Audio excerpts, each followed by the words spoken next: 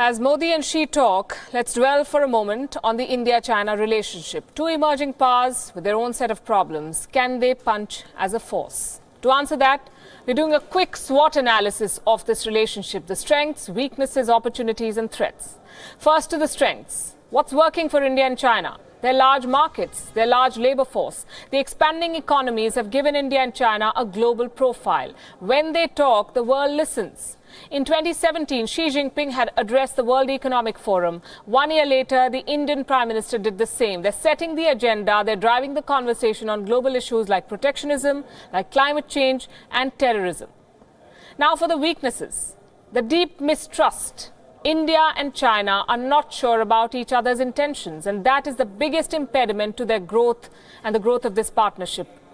So there's a trust deficit. And then there's a trade deficit, $38 billion in favor of China. India wants China to buy more Indian goods. Another factor is the weak people-to-people exchanges, and this also reflects on the poor record on tourism. In the year 2017, I can tell you, just 2.4 lakh Chinese tourists came to India.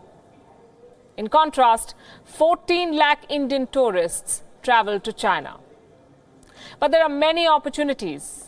India and China can work together on global, regional, economic, bilateral and many other fronts, make progress on combating terrorism and climate change. In fact, there have been some successes. Remember, China played ball when India moved the Financial Action Task Force against Pakistan. Similarly, China backed the decision to blacklist Masood Azhar at the UN Security Council. On the climate change front, India and China can push the developed world for more contributions for better technology. They can work on more joint economic projects. In Wuhan, remember, Prime Minister Modi and President Xi had agreed on a project in Afghanistan, but that turned into a program to train Afghan diplomats. A lot more can be done.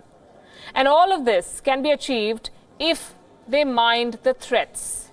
Threats that stem from the lack of trust. India has good reason to doubt China's intentions, especially when it comes to Pakistan. Beijing continues to back Islamabad on the issue of Kashmir. No concrete steps have been taken to resolve the border dispute. There are repeated Chinese incursions into Indian territory. As long as these issues fester, the threat of a military confrontation also looms.